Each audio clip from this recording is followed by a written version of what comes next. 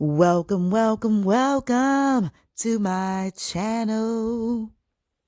Hey, what's going on, everybody? Welcome to my channel. If this is your first time here, do not let it be your last. Make sure you click that like button. Make sure you hit that subscribe button so you don't miss any content that I produce. I typically talk about business, relationships, travel, and real estate. So if you like that type of material, then this is the place for you. Today, we're going to talk about how to raise your credit score within 30 days.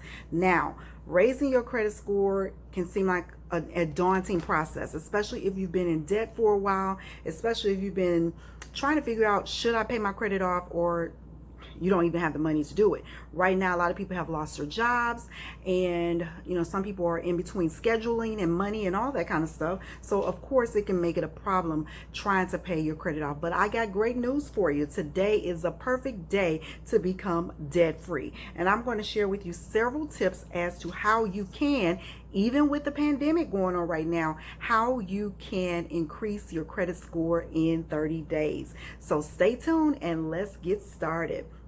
So I'm going to be referring to my notes every now and then for the simple reason that I'm 50, okay?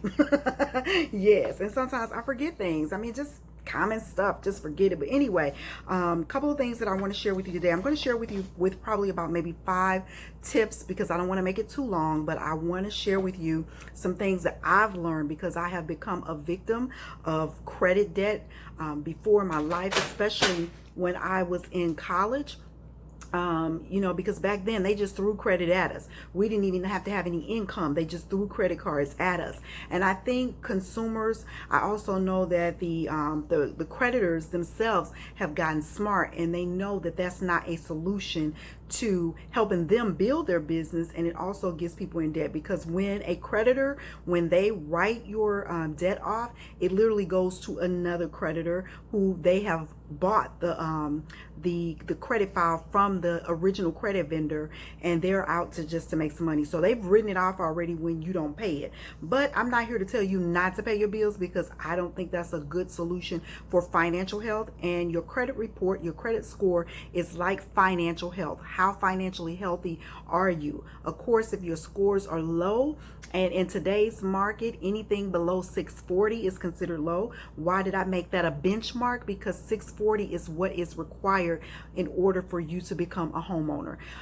There are some other programs out there that may take a little less. It used to be 580, and FHA will give you a loan, but not in this climate we're living in today. They want to make certain that you're financially stable, that you can afford to pay your bills, and you got some income coming in. And right now, I state this all the time on every broadcast that I do, that nothing is promised, nothing is guaranteed. So you should always make sure that you have a blanket of security. And even in that blanket of security, nothing is ever safe. So let's talk about some simple things that you can do today to decrease the debt and increase your credit score. Number one, which seems like common sense, pay down your debt.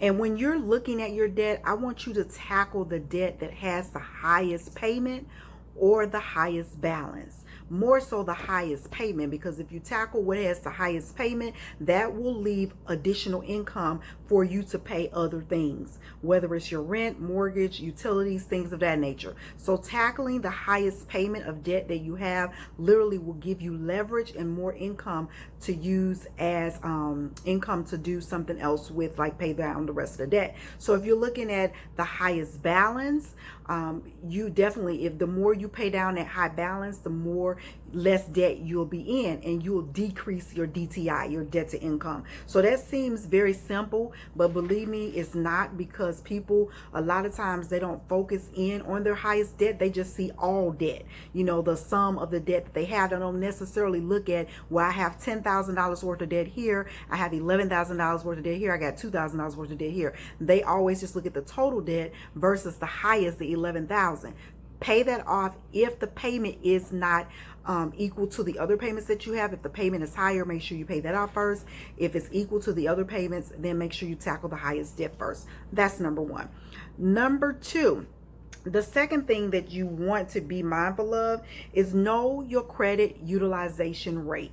Now, what your credit utilization is, basically, if you have $10,000 worth of credit and you only used $1,000 of it, that means that that one credit is not going to pull your score down significantly because you're under the utilization rate.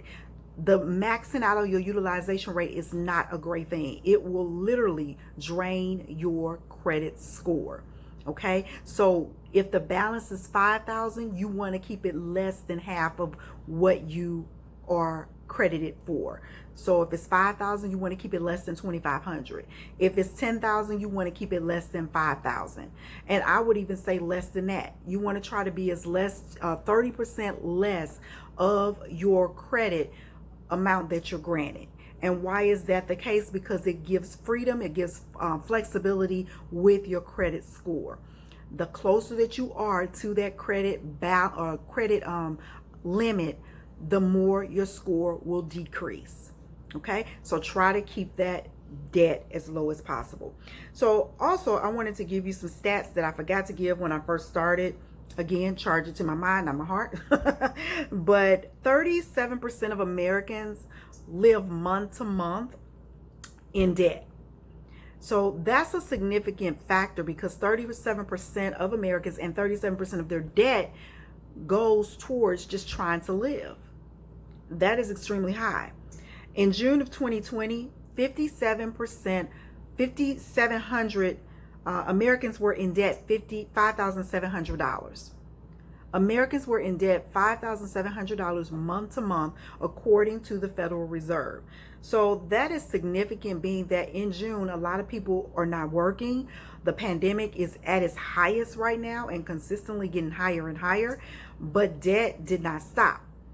You know, no matter if you're here or not, debt is going to be with you.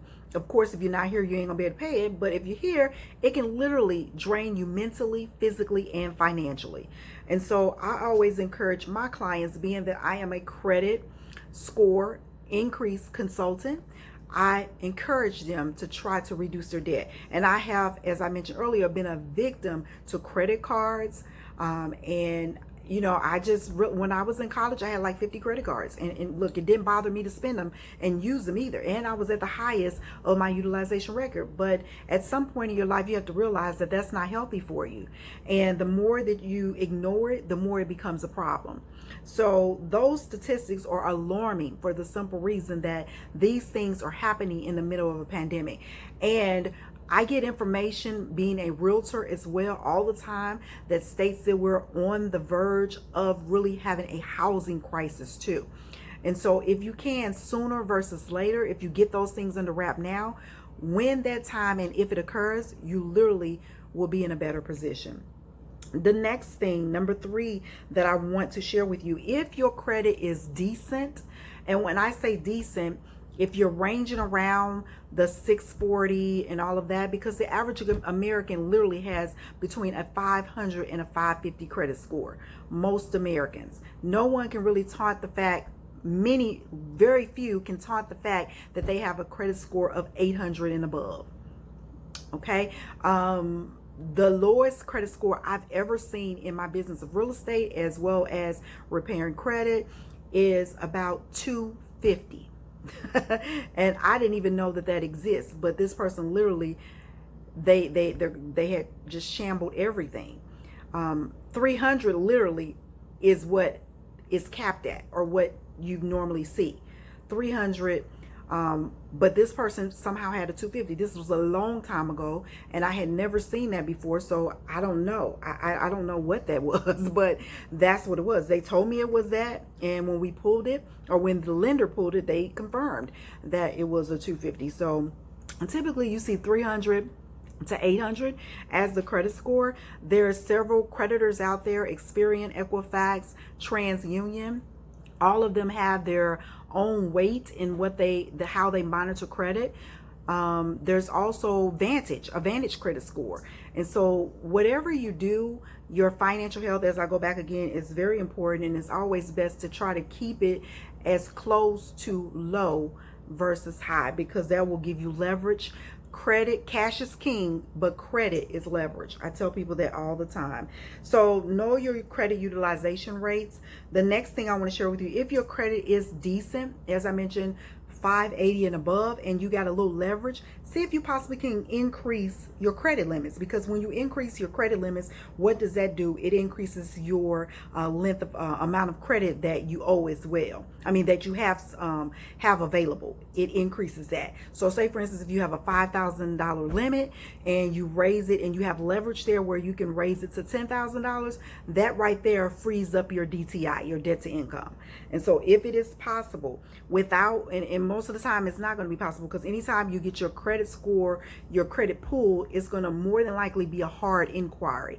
And before anybody touches your credit, I will always ask, is this going to be a soft or hard inquiry? Because any type of inquiry, except the fact that if it's drawn by you, if you pull your own credit like through freeannualcreditreport.com, then there's no hit. But if someone else pulls your credit, it's either going to be a hard or a soft hit. Soft hits typically do not mess with your credit score, but a hard hit will literally bring it up or down, especially if you get it ran consistently back to back. Now, if you're applying for a mortgage, most of the time within 30 days, you have leverage to shop around. If you're applying for a car, you have leverage to shop around for 30 days in most instances. But I will always make sure that I clarify that with the lender that you're going through. Now, this is a disclaimer. I'm not a financial advisor, okay? I should have said that in the beginning, but I'm not a financial advisor. So take this information for what it's worth. Make sure you do your research yourself to make sure what is plausible and feasible for you within your finances. The next thing I want to make sure to make you aware, if you want to increase your credit score in 30 days, get a secured credit card. Typically, credit unions are the best places to do that, or the bank that you bank with. I will get a secure credit card in the amount of like $200, $100, whatever they will secure for you to build your credit up. I'm also going to put a link below of a credit card builder that you can get, and you secure your credit deposit, and it will help you increase your credit scores on the 3 bureaus as I mentioned earlier: Equifax, Experian, and TransUnion. Typically, when you're qualifying for a home mortgage, they go with your middle score. Say for instance, you have a 605, 610, 620, they're going to go with the 610, and at that point you will typically not be allowed or able to purchase a home. So as I mentioned earlier, right now FHA, a lot of the lenders, they're looking at 640 and above. If your mid score is 640 and your other scores are lower, if your middle score is 640 and you have a 656, a 670, but that middle score is 640, you really want to be mindful to try to increase that middle score, because just the smallest thing, the smallest tweak in your credit, whether you get it pulled or whatnot, can drop that score. So a lot of people also like to look at Credit Karma. I think those are some great tools to utilize to keep track of your credit score, but be mindful, those things can fluctuate. Sometimes Credit Karma could be higher, the score in there, and then sometimes it could be lower. So keep in mind that the scores that you get on software such as that literally give you just a synopsis or an awareness of what your credit score is. It can be higher or lower. So I'm going to put 2 links down there. I'm going to put a link down there for a program called Identity IQ, which pulls information from the credit bureaus, which is a great program. You can start. I got a plan right now where you can start for $1. And then the credit builder, which will allow you to get credit based upon your secure deposit. The next point that I want to make to you, if you want to increase your credit score in 30 days, seek a cosigner. I know when I was in college, that's literally what got me in trouble. My parents had A1 credit, and I utilized their name as a on their American Express. My dad put me on his American Express, and I just got happy. I went and shopped everywhere and all that kind of stuff. Then he reminded me, this is my credit card. I see what you do. But if you get a cosigner, make sure you just use that as leverage to help you improve your credit score. Don't go out there and mess up your family members, friends, or whoever allow you to be on there as a co-signer, or to have a credit card and they be the co-signer, because that really can ruin your relationship. You don't want to do that, okay? But seeking a co-signer can literally help you increase your credit score. When my dad put me on his credit with American Express, that boosted my credit score like 200 points. And that right there was life-changing for me, because that enabled me, as I mentioned, to go get 50 plus credit cards, which was not a good thing being a college student and I had no income, but it enabled me to do that. And the same thing applies to today. Anytime you get a co-signer, it increases your chances of being able to qualify for that loan, because a lot of times they want security. Look, if you don't pay this, then I'm going to come after the other person. That's why I say you want to keep that relationship really good and make sure you pay on time when you have a co-signer. So we talked about securing a credit card. As I mentioned, your local credit unions can do that. That's what I will go to when I got a secure credit card. And when I talk to my clients, I share that with them. Or the credit builder that I'm going to give you below is a great place to start. So you want to start building that credit. If it's bad, if it's below 640, you want to start building it. And in the process of you building, you will have some credit history. See, a lot of times when people's credit get bad, I know I looked at a gentleman's credit. We're actually working on his credit now, and he had not applied for anything in like 5 years. He literally was stagnant with debt, trying to pay it off, but could not grasp it. Okay, everything had gone to collection and had not had any new credit. So if a creditor does not see you having any new credit and you already in debt, they're more dislikely to help you. So a secure credit card can really give you that leverage to show that you're responsible now, especially if you haven't had any credit in a while, to be able to build your credit score. The next thing I want to share with you, know when your creditor reports to the credit bureau. When you know that, like some creditors report on the 15th. If you know your creditor reports on the 15th and you want to pay that off, then you can do that within that time so you can boost your credit score. So if you pay it off before they report, that will show up and boost your credit score. And that's very important to know. You know when your bills are due. Pay them before they're due. I wouldn't even recommend paying them the day that they're due. I would pay them before they're due. Perhaps maybe 5 days, 3 days, or whatever before they're due, because that will give you that boost to increase your credit score. And so those tips right there are very important. Also, I want to remind you, stay organized with your bills. I talk to clients all the time, being a realtor and then helping people increase their credit scores. A lot of times they don't know what they owe. And I tell you, the most disheartening thing is when I ask people what their credit scores are and they have no idea. You can go to freecreditreport.com and they will give you an annual credit report every year that will help give you some idea of what your credit scores are. I'll put that link below as well. If you have late fees on your card, you want to call the creditor and get them removed, because when you have late fees or late payments, it adds to the fees. And that's not good, because that's a report of a 30-day late, 60-day late, 90-day late. And so if there are late fees on there, or if you have lates, perhaps maybe you just had one, maybe you had two. Right now, creditors are a little flexible. They're willing to listen to you and have a little open ear, but they're not just going to just tolerate anything. You got a little bit more flexibility right now. So call them up. The worst thing you can do is not have communication. Poor communication does not equal results. It actually equals failure. So communicate with your lender, communicate with your creditor, your landlord, whoever that you owe, so that you can keep your credit clean and they won't report your negative activity to the credit bureau.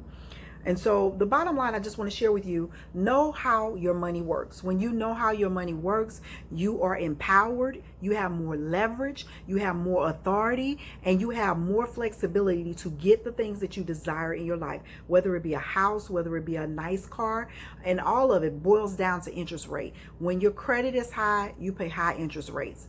When your credit is low, you pay high interest rates. And that's on your money, that's on your mortgages, that's on your car loans, whatever it is. When the credit is bad, you pay higher. And the more you pay higher, the less money you have in your pocket. So I'm Michelle. And I try to keep this as short as possible. Hopefully it has helped somebody. Again, don't forget to check below for some of the information that I'm providing for you today as we're talking. And if you are interested in getting that secured credit card, don't forget to click those links below as well. If you're not subscribed to me and you like everything business, real estate, travel, family, vlogs, relationships, don't forget to hit that subscribe button. And then last but not least, don't forget to like this video and make sure you leave me a comment below. I'll be more than happy to answer it. Take care, blessings and peace. Make sure you stay healthy, well, and safe out in these streets, okay? Bye-bye. Blessings and peace.